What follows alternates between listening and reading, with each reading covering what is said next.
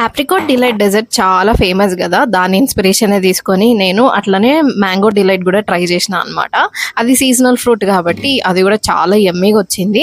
ఇక్కడైతే నేను banana delight try చేద్దాము అని అనుకుంటున్నా అనమాట. వై నాట్ ఆప్రికాట్ ప్లేస్‌లో బనానా ప్యూరే పెడితే ఎట్లా ఉంటది అని చెప్పేసి. అండ్ మోస్ట్‌లీ ఇది ఎట్లాంటి టేస్ట్ ఉంటదంటే లైక్ మంగోలియా బేకరీలో బనానా పుడ్డింగ్ ఉంటది కదా! సేమ్ జస్ట్ లైక్ దట్ ఉంటదనమాట.